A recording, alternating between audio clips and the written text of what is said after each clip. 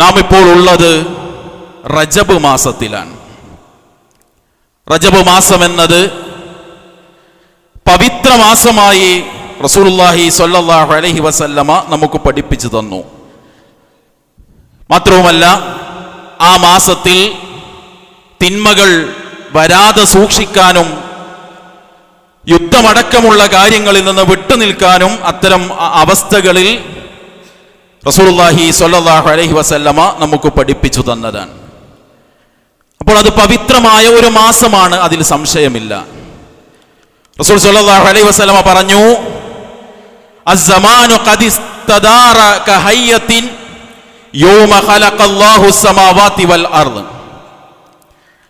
ആകാശഭൂമികളെ സൃഷ്ടിക്കുന്ന സമയത്ത് കാലചക്രം എങ്ങനെയാണോ കറങ്ങിക്കൊണ്ടിരിക്കുന്നത് അതുപോലെ തന്നെയാണ് കാലം ഇപ്പോഴും മുന്നോട്ടു പോകുന്നത്. അസ്സനതു 12 ശഹ്റ, ഒരു കൊല്ലം എന്ന് പറഞ്ഞാൽ അത് 12 മാസമാണ്. മിൻഹാ അർബഅത്തുൻ ഹുറുമുൻ, ആ 12 മാസത്തിൽ 4 പവിത്രമാണ്. സലാസത്തുൻ മുതവാലിയാത്ത്, 3 മാസങ്ങൾ തുടർച്ചയായി കടന്നു വരുന്നതാണ്. ദുൽഖഅദ വദുൽ ഹിജ്ജ വ മുഹറം വറജബ് മുളരിൻ അല്ലദീ ജുമാദ അല്ലദീ ബൈന ജുമാദ വ ശഅബാൻ, ജുമാദുൽ ആഖിറക്കും ശഅബാനും ഇടയിൽ വരുന്ന റജബും. റജബ് പവിത്രമാണ്. ആ മാസത്തിൽ യുദ്ധമടക്കമുള്ള കാര്യങ്ങളിൽ നിന്ന് വിശ്വാസികൾ വിട്ടുനിൽക്കണമെന്ന കാര്യമടക്കം റസൂലുള്ളാഹി സ്വല്ലല്ലാഹു അലൈഹി വസല്ലമ നമ്മെ പഠിപ്പിച്ചു. എന്നാൽ ഇതിന് അപ്പുറമുള്ള ചില ശ്രേഷ്ഠതകൾ റജബിനുണ്ട് എന്ന് പറഞ്ഞുകൊണ്ട് ചില ആളുകൾ രംഗത്ത് വരാറുണ്ട്. ഉദാഹരണമായി അവർ പറയുന്ന ഒരു വചനമാണ്, മൻ സ്വാമ യൗമ സാബിഅ വൽ 20 മിൻ റജബ്. റജബ് 27 ആരെങ്കിലും നോമ്പെടുത്താൽ കുത്തിബ ലഹു സവാബു സിയാമി 60 ശഹ്റ, 60 കൊല്ലം നോമ്പെടുത്ത കൂലി അവന് കിട്ടും. റജബ് 27 നോമ്പിന്റെ പ്രത്യേകതയായി ചിലർ പറയാറുണ്ട്. ഈ വചനത്തെ റസൂലിലേക്ക് ചേർത്തി ഹദീസാണ് എന്നാണ് ഇത്തരം ആളുകൾ പലപ്പോഴും പറയാറുള്ളത്. പക്ഷെ പണ്ഡിതന്മാർ ആ വചനത്തെ കുറിച്ച് പറഞ്ഞത് അത് മൗലൂ ആണ്, പ്രവാചകന്റെ പേരിൽ കെട്ടിച്ചമച്ചു പറഞ്ഞതാണ്. മതത്തിൽ ഒരിക്കലും പ്രമാണമാക്കാൻ പാടില്ലാത്ത പ്രവാചകന്റെ പേരിൽ കെട്ടിപ്പറഞ്ഞ വചനമാണ്. സഹോദരങ്ങളെ, ആ വചനം വെച്ച് കർമ്മം ചെയ്യുമ്പോൾ അത് എത്ര ഗൗരവമുള്ള കാര്യമാണ്. മാത്രമല്ല, റജബുമായി ബന്ധപ്പെട്ട് പല പ്രത്യേകതകൾ, ചില പ്രത്യേകമായ പ്രാർത്ഥനകൾ, ചിലത് ളുഹറിന്റെയും അസറിന്റെയും ഇടയിൽ ചൊല്ലാൻ, ചിലത് മഗ്രിബിന്റെയും ഇശാഇന്റെയും ഇടയിൽ ചൊല്ലാൻ, ചില പ്രാർത്ഥനകൾ ഇത് സ്വർഗത്തിലെ പ്രത്യേകമായ മരം കിട്ടാൻ കാരണമാകും എന്നൊക്കെ പറഞ്ഞുകൊണ്ടുള്ള പ്രാർത്ഥനകൾ, പ്രത്യേകമായ ചില സൂറത്തുകൾ ചില സമയത്ത് ഓതണമെന്ന് പഠിപ്പിക്കുന്ന അധ്യാപനങ്ങൾ, പ്രത്യേകമായ രൂപത്തിലുള്ള നോമ്പുകളും നിസ്കാരങ്ങളും ഒക്കെ പല ആളുകളും ഈ മാസത്തിൽ കൊണ്ടുവരുന്നത് നമുക്ക് കാണാൻ കഴിയും. അതിനൊന്നും ഇസ്ലാമിൽ തെളിവില്ല എന്നാണ് മഹാനായ പണ്ഡിതൻ ഇബ്നു ഹജർ അൽ അസ്കലാനി റഹ്മത്തുള്ളാഹി അലൈഹി പറഞ്ഞു, ലം യരിദ് ഫീ ഫളലി ശഹ്രി റജബ്, റജബിന്റെ ഫളൽ പറയുന്ന, വലാ ഫീ സിയാമിഹി, ആ മാസത്തിലെ നോമ്പിന്റെ ഫളൽ പറയുന്ന, വലാ ഫീ സിയാമി ശൈഇൻ മിൻഹു മുഅയ്യിനൻ, പ്രത്യേകമായ ഏതെങ്കിലും ഒരു ദിവസത്തിന്റെ നോമ്പിന്റെ ഫളൽ പറയുന്ന, വലാ ഫീ ഖിയാമി ലൈലത്തിൻ മഖ്സൂസ, ഒരു പ്രത്യേകമായ രാത്രിയിലെ നിസ്കാരത്തിന്റെ എന്തെങ്കിലും ഫളൽ പറയുന്ന, ഫീഹി ഹദീസുൻ സ്വഹീഹുൻ യസ്ലുഹു ലിൽ ഹുജ്ജ, തെളിവിന് പറ്റുന്ന ഒരൊറ്റ ഹദീസും ഈ വിഷയത്തിൽ വന്നിട്ടില്ല എന്നാണ്. അപ്പൊ ഇതിന് തെളിവില്ല എന്ന് ഇസ്ലാം പഠിപ്പിക്കുമ്പോൾ തെളിവില്ലാത്ത കാര്യങ്ങളിൽ നിന്ന് സഹോദരങ്ങളെ നമുക്ക് വിട്ടുനിൽക്കാനാകണം. തെളിവില്ലാത്ത കാര്യം നമ്മൾ പ്രവർത്തിച്ചാൽ എന്താണ് അതുകൊണ്ട് സംഭവിക്കുക? റസൂലുള്ളാഹി സ്വല്ലല്ലാഹു അലൈഹി വസല്ലമ നമ്മെ പഠിപ്പിച്ചത്, മൻ അമില അമലൻ ലൈസ അലൈഹി അംറുനാ ഫഹുവ റദ്ദുൻ. തെളിവില്ലാത്ത ഒരു കാര്യം പുണ്യം ലഭിക്കണേ എന്ന് വിചാരിച്ച് ഒരാൾ പ്രവർത്തിച്ചാൽ ഫഹുവ റദ്ദുൻ, അത് തള്ളപ്പെടേണ്ടതാണ്. പരലോകത്ത് കൂലി കിട്ടുമെന്ന് വിചാരിച്ച് അവിടെ ചെന്നാൽ അതിന് കൂലി ഉണ്ടാവുകയില്ല എന്നാണ്. മാത്രവുമല്ല, വിശുദ്ധ ഖുർആനിൽ അല്ലാഹു സുബ്ഹാനഹു വ തആല മതത്തിലില്ലാത്തതിനെ കൊണ്ടുവരുന്ന ആളുകൾക്ക് ശക്തമായ താക്കീത് നൽകി. അല്ലാഹു സുബ്ഹാനഹു വ തആല പറഞ്ഞു, അം ലഹും ശുറകാഉ ശറഹു ലഹും മിനദ്ദീനി മാ ലം യഅ്ദം ബിഹില്ലാഹ്.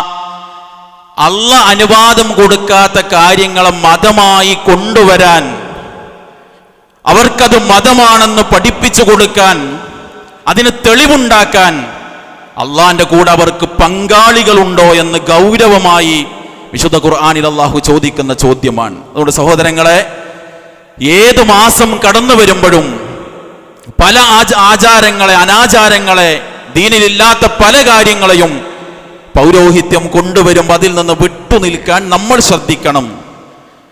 അൽഹംദുലില്ലാഹ്, ഈ ഇരിക്കുന്ന നമ്മൾ ഓരോരുത്തരും ആ രംഗത്ത് ഏറെ ശ്രദ്ധയുള്ളവരാണ്.